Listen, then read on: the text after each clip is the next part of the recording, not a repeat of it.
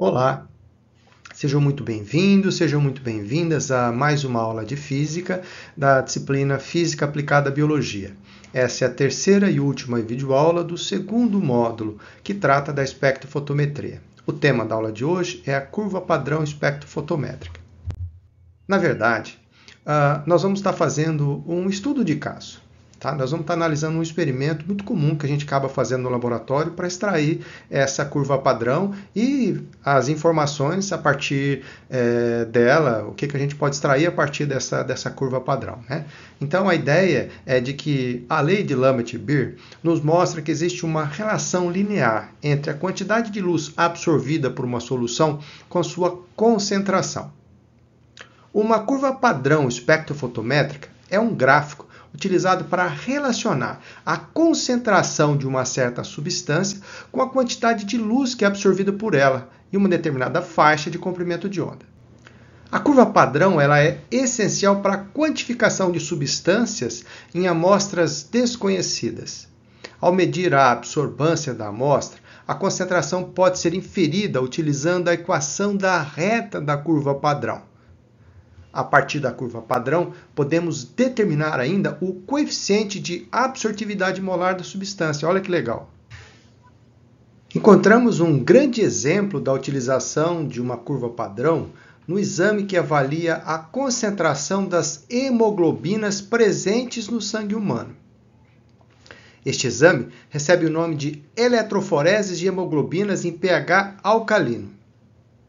As hemoglobinas são normalmente extraídas de eletrólitos antes de um processo de lise das células vermelhas. A solução hemolizada, contendo as hemoglobinas, é colocada em uma fita de acetato de celulose, que está embebida em uma solução tampão com pH alcalino.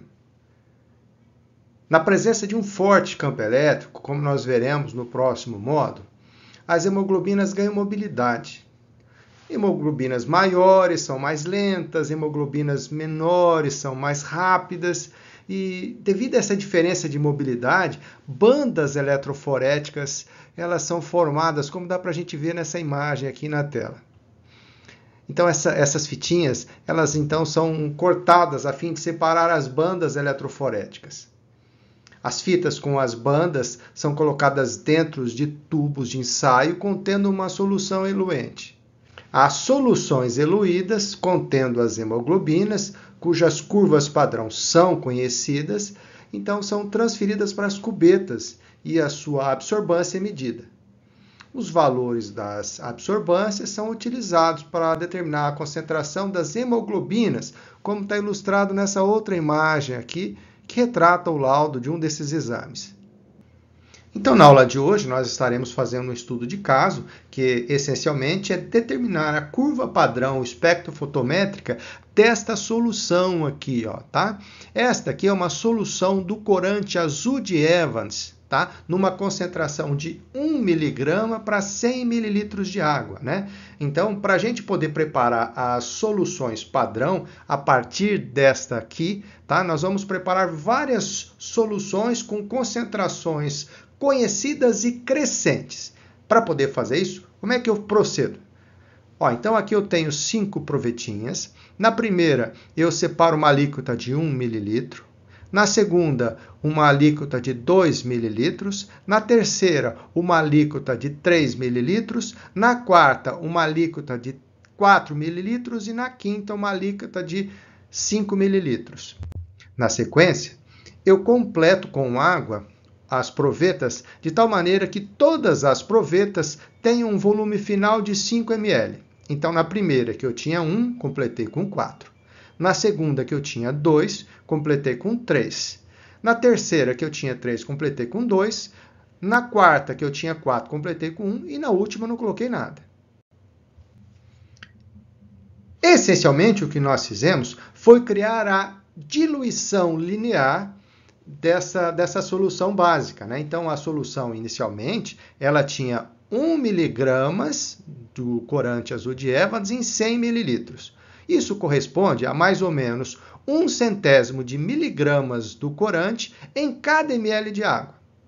Então, na primeira proveta, quando eu coloquei 1 ml de solução, na verdade, eu coloquei aqui dentro um centésimo de miligramas do corante, claro que dentro de 1 ml de água.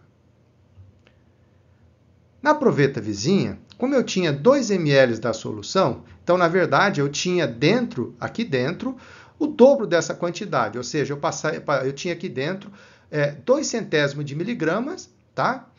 Aqui eu passei a ter 3 centésimos de miligramas, aqui 4 centésimos de miligramas e aqui 5 centésimos de miligramas. Quando eu completei com água para um volume total de 5 ml, então, por exemplo, esse 1 centésimo de miligramas do corante azul de Evans passou a ser diluído num volume total de água de 5 ml, um que já estava lá dentro, mais 4 que foram adicionados. Na segunda proveta, então, quando eu completei com água, eu passei a ter 2 centésimos de miligramas do corante azul de Evans diluídos agora em 5 ml de água. Na terceira proveta, que eu tinha 3 centésimos de miligramas do corante, quando eu completei com água, eu passei a ter, então, 3 centésimos de miligramas do corante diluídos em 5 ml de água. Na quarta proveta, que eu tinha 4 miligramas do corante aqui dentro, né? Quando eu completei com água, eu passei a ter, então, uma diluição de 4 centésimos de miligramas do corante azul de Evans, um volume total de 5 ml de água. E na última proveta, como eu não adicionei a água, eu tinha aqui dentro, então, 5 miligramas do corante em 5 ml de água. Tá, mas nós vamos querer obter a concentração não em gramas por litro, tá? Nós queremos ter essa concentração em moles por litro. Para poder fazer isso aí é super simples. Olha, como eu conheço a massa molar do corante azul de Evans, ele é 960,8 gramas por moles. Então, eu vou pegar o resultado, né? Que por exemplo, no primeiro caso, 1 centésimo de miligrama por 5 ml dá 2 milésimos de grama por litro, né? Então, quando eu pego 2 milésimos de grama por litro e divido pela massa molar, então eu passo a ter 2,08 micromoles por litro. Na segunda proveta, na segunda proveta, que eu tinha 2 centésimos de miligrama em 5 ml de água, que me dá 4 milésimos de grama por litro, quando você divide 4 milésimos de grama por litro pela massa molar, então nós ficamos com 4,16 micromoles por litro. A terceira proveta, a mesma coisa, né?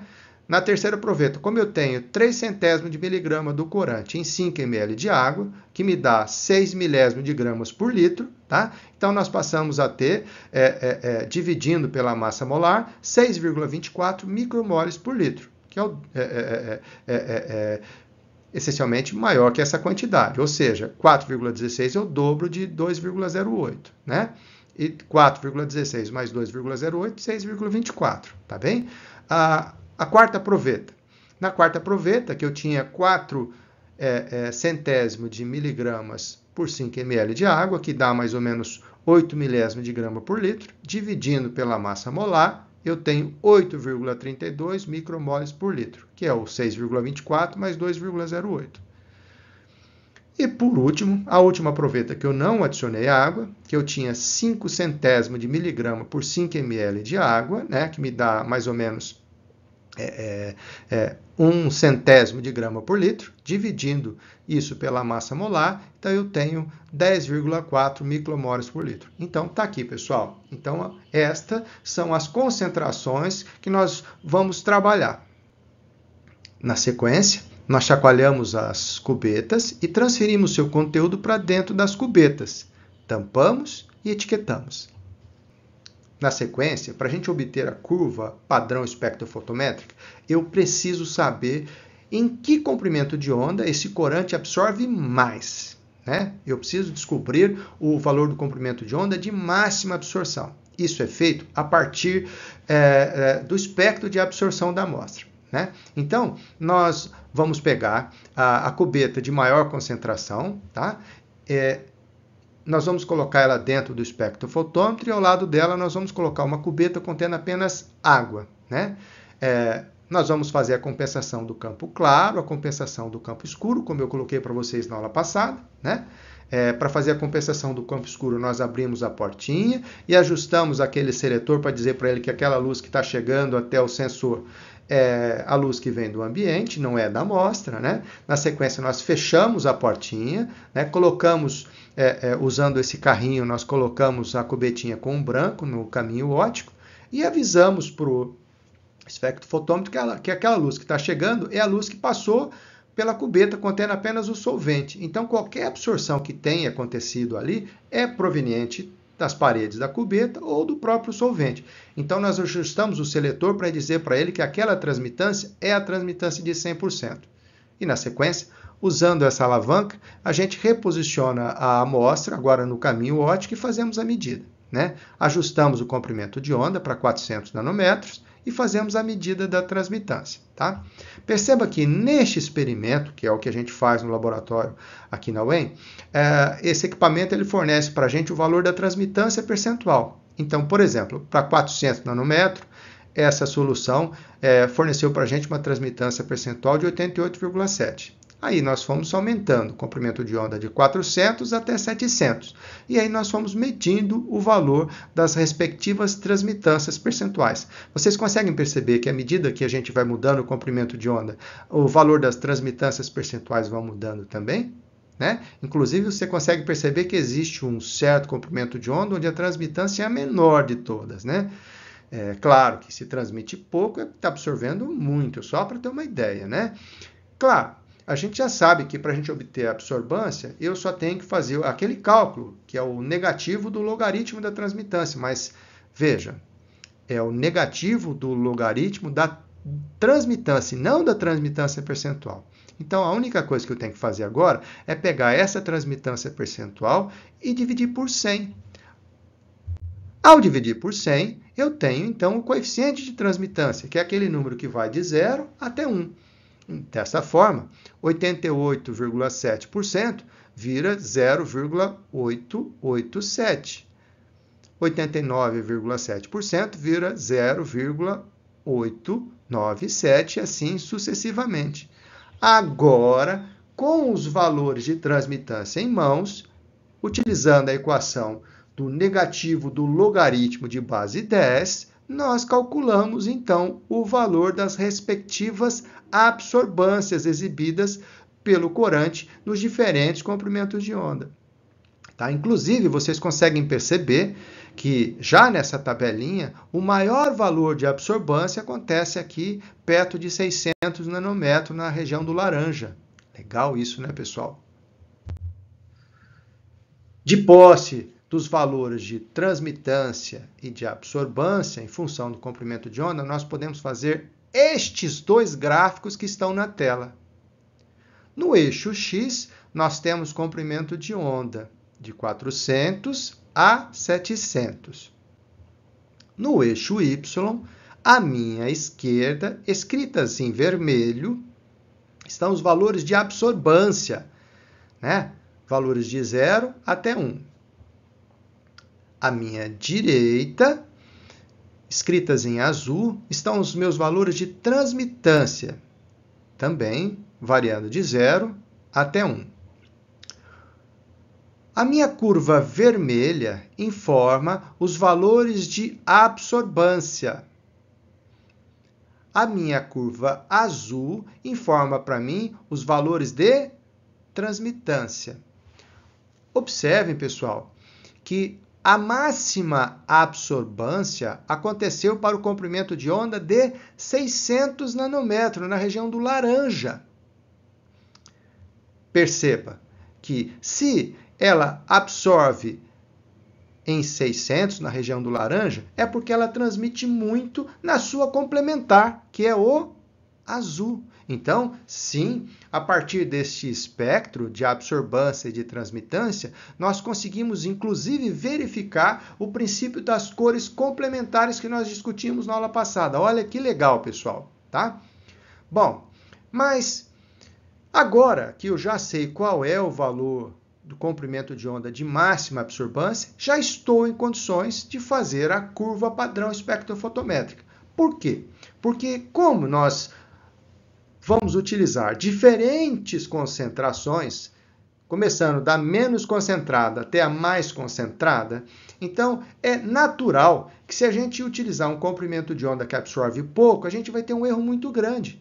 Então, para evitar esse tipo de confusão, é que as nossas medidas para construir a curva padrão espectrofotométrica tem que ser feita no comprimento de onda de máxima absorção daquela substância, tá? E é isso que a gente fez. Então, agora, nós colocamos todas essas cubetas dentro do carrinho do espectrofotômetro, tá bom? Eu regulo o comprimento de onda, eu configuro o comprimento de onda agora para 600 nanômetros. Eu faço uma última compensação do campo claro e do campo escuro, ok? Lembra, a compensação de campo claro e a compensação de campo escuro, um espectrofotômetro de feixe simples, só é necessário de se fazer toda vez que eu preciso mudar o comprimento de onda, tá? Se eu não mudo o comprimento de onda, não há necessidade da gente fazer essa compensação de campo claro e escuro. Então, como aqui nós vamos fazer a medida apenas no comprimento de onda de 600 nanômetros, então faremos essa compensação de campo claro e escuro apenas uma única vez. Tá? Então, fazendo isso, pegando aquelas amostras com aquelas concentrações de 2,08, 4,16, 6,24, 8,32, assim sucessivamente, micromoles por litro, tá? Então, nós colocamos ela no espectrofotômetro e fizemos a medida da transmitância percentual. Então, a amostra de menor concentração, né, 2,08 micromoles por litro, transmitiu 83,5%. 4,16 micromoles, 60,6%. A de 6,24, 42,2%. Estão percebendo que o aumento da concentração está fazendo com que a transmitância diminua, né? Até que a gente chega na amostra mais concentrada de todas, né?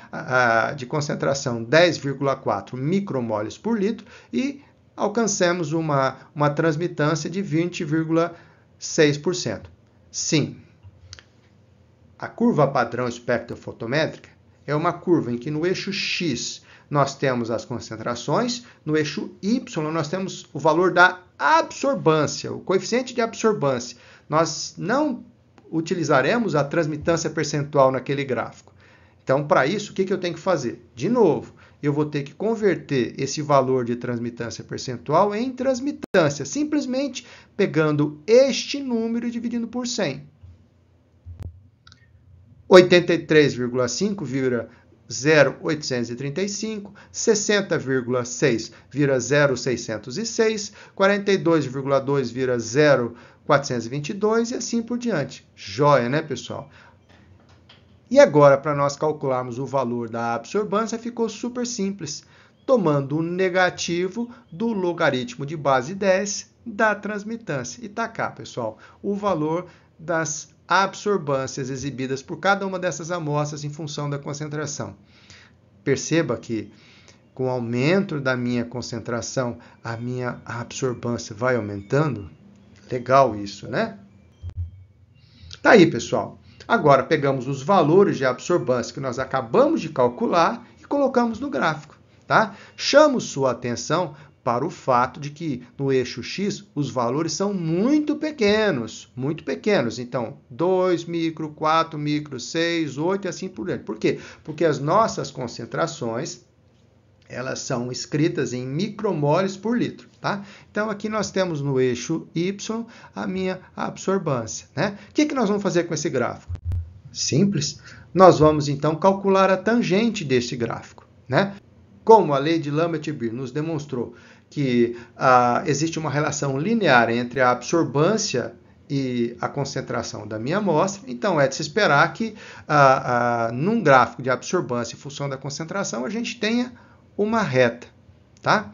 Então, sim, a tangente desta reta, que é a variação de absorbância, que eu vou chamar de ΔA, dividido pela variação de concentração, que é ΔC, é um número extremamente importante para a gente, tá? Então, ΔA dividido por ΔC, ele vale aproximadamente 0,075 vezes 10 a sexta litro por mol, tá? Então, sim, você pode fazer este cálculo da tangente, né, do coeficiente angular dessa reta, simplesmente geometricamente, como eu indiquei para vocês, fazendo ΔA dividido por ΔC, ou você pode fazer a regressão linear desses pontos, como eu fiz. Tá? Então, neste caso, fazendo a regressão linear, né, dá para ver que o número que a gente tem é bem grande, tá? Que é 74.750,61. Né? Só que daí, quando você faz a vírgula caminhar um pouquinho, você chega nessa quantidade, né? 0,075 vezes 10 à sexta litro por mol. Por que esse número é importante? Porque o inverso desta tangente, ou seja, o inverso da curva de calibração, ele é chamado de fator de calibração.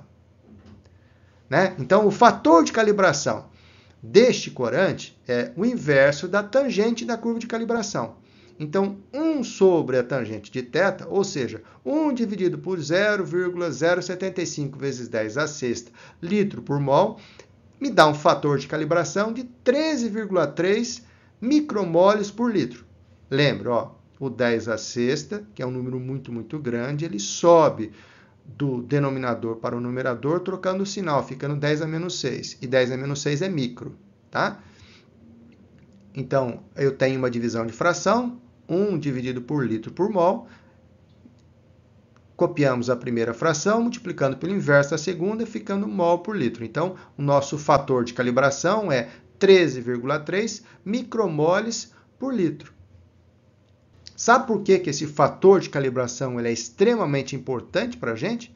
Porque a concentração desconhecida de qualquer amostra desconhecida que contenha este corante azul de Evans pode ser obtida simplesmente multiplicando o fator de calibração pela absorbância desta amostra. E é desta maneira que a gente usa o espectrofotômetro para encontrar a concentração das substâncias. Então tá lá, no caso de soluções aquosas do corante azul de Evans, qualquer concentração dela pode ser obtida simplesmente pegando a absorbância dessa solução desconhecida e multiplicando por 13,3 micromoles por litro.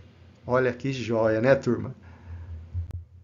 Além disso, nós podemos aproveitar essa curva padrão para extrair o coeficiente de absortividade molar da amostra. Para isso, nós vamos ter que fazer algumas continhas bem rápidas. Olha, a partir da lei de Lambert-Beer, nós já vimos que a absorbância é alfa, que é o coeficiente de absortividade molar, multiplicado pelo caminho óptico, que é a espessura da cubeta, multiplicado pela concentração. Legal. Se nessa equação da lei de Lambert-Beer eu considerar que C é essa concentração desconhecida que eu acabei de utilizar no slide anterior. Se eu considerar que essa absorbância é a absorbância desconhecida que eu acabei de calcular e que a espessura da amostra é 1 centímetro, então eu vou substituir A por A estrela, C por C estrela. Olha que joia. Mas C estrela, que é a minha concentração desconhecida, a partir da curva padrão, nós sabemos que é A estrela vezes 13,3 micromoles por litro. Ou seja, a minha concentração desconhecida C estrela é a minha absorbância desconhecida vezes 13,3 micromoles por litro, como está escrito nessa equação. Perceba que aqui agora nós temos A estrela à esquerda, nós temos A estrela à direita. Eu posso dividir os dois lados dessa equação por A estrela e isolar o alfa, que é o coeficiente de absortividade molar. Quando eu fizer isso, eu vou ficar aqui, a alfa é igual a 1 dividido por 13,3 micromoles por litro vezes centímetro. Quando eu dividir 1 por 13,3 vezes 10 a menos 6 mol por litro, eu vou obter 7,52 vezes 10 a quarta litros por mol centímetro. Tá? Lembrando que esse aqui é o coeficiente de absortividade molar de uma solução aquosa do corante azul de Evans. Né? Então, esse é o coeficiente de absortividade molar. Então, 7,52 é o coeficiente de absortividade molar do corante azul de Evans, medido a 600 nanômetros. Claro que esse é um valor experimental, que quando a gente compara com os valores disponíveis na literatura, nós encontramos algo em torno de 6,8 vezes 10 a quarta litros por mol centímetro, também medidos a 600 nanômetros, né? Então, quando eu comparo o meu valor experimental com o meu valor teórico, né, eu tenho um desvio percentual de mais ou menos 10%. Né? Então, vejam, todos esses valores de absorbância que nós estamos ilustrando como exemplo nesse estudo de caso foram obtidos no nosso laboratório, pelos alunos da biologia, por exemplo. Tá, pessoal? Então, com isso, nós encerramos o segundo módulo dessa disciplina e aguardo vocês na próxima aula já com o terceiro módulo que trata da eletroforese de proteínas. Beleza, pessoal? Um abraço!